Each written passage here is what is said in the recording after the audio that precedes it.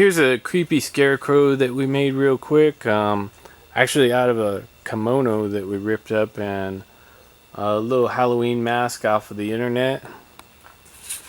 And down here we got some pumpkins and little skeleton cat and mouse. And what's really cool about this room is this is one of the really long rooms where I didn't put much in it. It's like 2 of the cells. And again, we have this little fence kind of making it more interesting.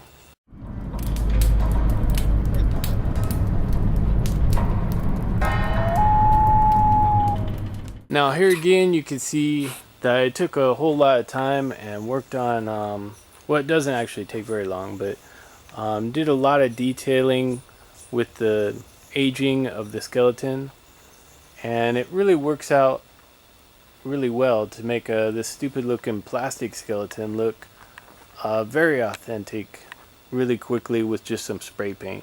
And here's another thing that we did right here with this guy being impaled, the skeleton, and he's being burnt on this bonfire and everything. And this is kind of the Salem witch trials section of the maze. And what's cool about it too is we have this huge open space, but we also put walls so it seems encapsulated. And of course this dummy right here of this hanging witch, like a hanging Puritan witch, this probably cost me like $10 to make this whole thing, including the little gallows, because it's really best if you just take things that you already have and then you just put them together, and then you don't have to spend $200 on a prop.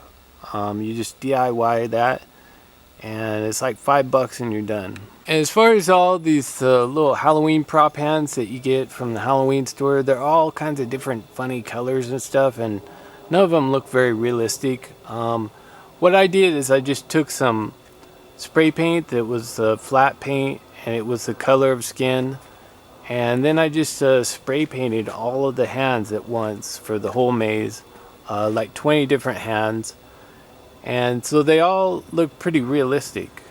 As you can see, I also spray painted these feet, which were all like bloody and green and funny colored, and they didn't look like feet at all, but now they do. They look pretty good. And right here is another quick DIY room. And you know, aside from this dog, he cost like $30, but I bought him kind of last minute, so they were on sale when I bought them. But you know, as far as this cross and this guy right here, you know, I didn't really have to spend any money because I already had all this junk, and just threw a mask and some plastic hands and an old Halloween costume together and a couple pieces of scrap wood, and I end up with this whole display. And you know, aside from the dog, everything else cost me like $5 to make.